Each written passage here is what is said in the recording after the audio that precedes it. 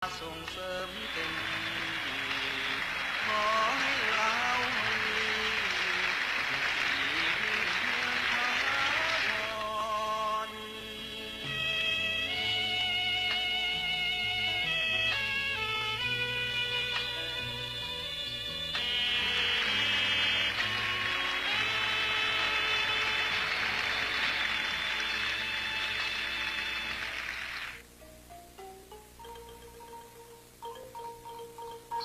ในตอนบ่ายที่พระบรมมหาราชวังหลวงพระบางตามข้อตกลงในการจัดตั้งรัฐบาลผสมชั่วคราวแห่งชาติโดยมีเสด็จเจ้าสุวรรณภูมิเป็นนายกรัฐมนตรีซึ่งมีคณะรัฐมนตรีจากฝ่ายเวียงจันทร์10 ท่านจากฝ่ายบรรดากำลังหักษา10 ท่านและผู้ที่ทรงคุณวุฒิอีก4 ท่านรัฐบาลสุดใหม่เข้าคาบบังคมทูลพระบาทสมเด็จพระเจ้ามหาชีวิตที่พระบรมมหาราชวังพระบาทสมเด็จพระเจ้ามหาชีวิตได้ทรงมีพระราชดำรัสให้รัฐบาลที่ประกอบขึ้นใหม่นี้จงใส่ความพยายามจนสุดความสามารถเพื่อให้ประชาชนได้ดำเนินชีวิตไปด้วยสันติสุขภายใต้ระบอบประชาธิปไตยเอกราชและความเป็นกลาง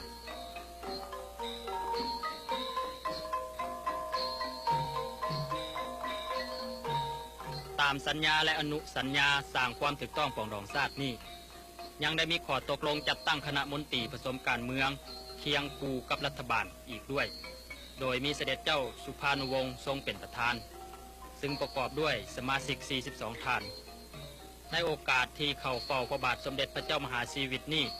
พระองค์ทรงมีพระกระแสรับสั่งให้คณะมนตรีนี้จงช่วยสร้างตั้งราชอาณาจักรลาว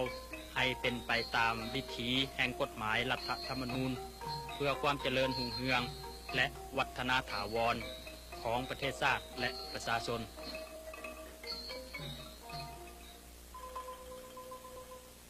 ในวันต่อมาทั้งสองเสด็จและคณะได้เดินทางมาเวียงจันทร์เพื่อประกอบพิธีสาบานตัวที่วัดองค์ตื้อคณะที่เดินทางมาถึงก็มีประชาชนข้าราชการพร้อมด้วยคณะทูตานุทูตไปคอยต้อนรับอย่างคับคั่งสารแสดงความปิติยินดีจากผู้นำทั่วโลกในการสร้างสันติภาพเป็นผลสำเร็จของทั้งสองเสด็จก็ได้หลั่งไหลมาจากทั่วทุกมุมโลกมีฝรั่งเศสอังกฤษสาธารณรัฐประชาชนจีนสหภาพโซเวียตและสหรัฐอเมริกาศาลจากประธานาธิบดีสหรัฐได้ให้คำมั่นสัญญาต่อเสด็จนายกว่าประชาชนและรัฐบาลอเมริกันมีความปรารถนาอย่างแห่งกล้าที่จะช่วยประชาชนลาวบูรณะสร้างสาประเทศชาติต่อไปและในการดำเนินงานของอเมริกันก็จะต้องอยู่ในขอบเขตของสัญญาและอนุสัญญา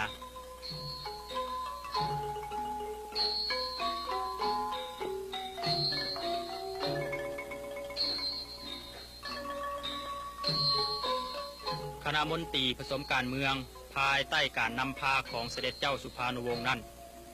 แม้นมีภาระหน้าที่ในการปรึกษาหารือไปทุกๆปัญหาเกี่ยวกับนโยบายการเมืองภายในและภายนอกประเทศให้แก่รัฐบาลช่วยรัฐบาลปฏิบัติตามข้อตกลงกันทบทวนแก้ไขระเบียบกฎหมายเกี่ยวกับการเลือกตั้งและให้ความร่วมมือในการจัดการเลือกตั้งทั่วไปเสด็จทรงกล่าวว่าคณะมนตรีจะสนับสนุนรัฐบาลผสมชั่วคราวให้นำพาประเทศไปสู่สันติภาพอันถาวรต่อไป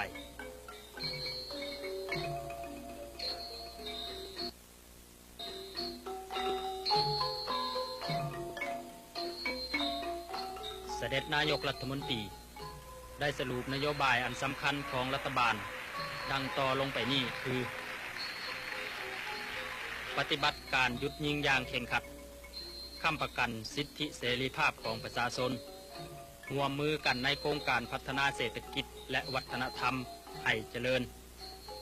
รับและแจกจ่ายการช่วยเหลือที่ได้รับมาจากต่างประเทศและดำเนินนโยบายการต่างประเทศอย่างอิสระตามข้อตกลงว่าด้วยความเป็นกลางที่เซเนลปี 1962 เขารับน้ำพิพัฒน์สัจจา ที่วัดองค์ตื้อโดยที่ทุกคนได้ให้คำปฏิญาณตนต่อพระพุทธรูปองค์ศักดิ์สิทธิ์ว่า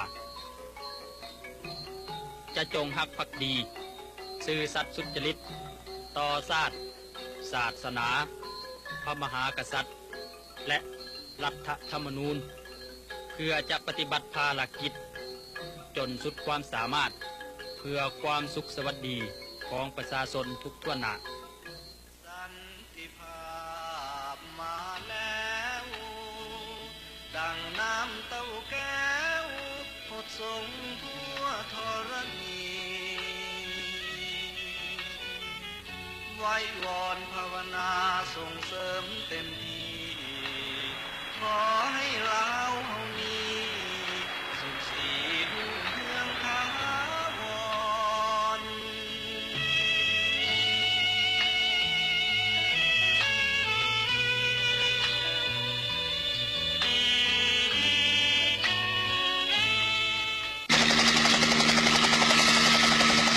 เมื่อข่าวสารบอกว่าแก้วเหนือได้จูดเผาเมืองดงเห็ดผู้ทหารออสเตรเลียและอังกฤษก็ได้มาเยี่ยมเบิงเพื่อสังเกตความจริงอังกฤษเป็นประธานรวมของกองประชุมเจนีวาว่าด้วยสันติภาพและความเป็นกลางของลาวเฮาผู้ทหารของอังกฤษจะได้เฮ็ดรายงานให้ทานประธานรวมเพื่อยั่งยืนความจริงของการประท้วงของลาวต่อว่าแก้วเหนือได้ละเมิดสัญญานี้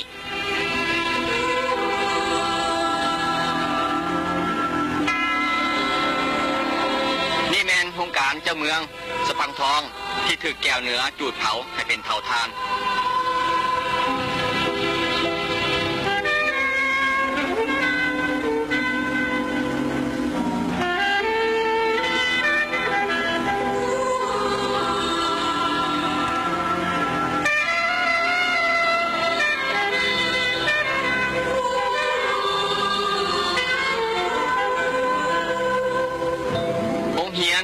ที่ดงเห็นก็ยังเหลือแต่เผาทานนี่แม่ระเบิดของแก้วเหนืออันเป็นหลักฐานแห่งความโหดร้ายของแก้วเหนือเขาทับมากทุกอย่างตามทางเขาผ่านองเฮียนองหมอเงินศาลและทรัพย์สิน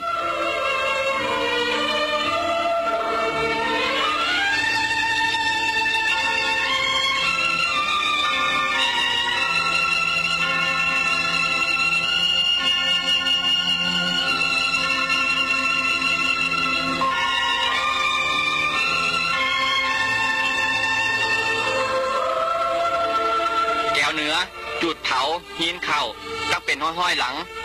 ให้เป็นเผาทานเพื่อให้ประชาชนที่บ่มีเงินสารอยู่แล้วนั้นก็ต้องอึดเข้าไปตามกันอีกด้วยหลักฐานความจริงเหล่านี้ทูตทหารอังกฤษจะได้รายงานยั่งยืน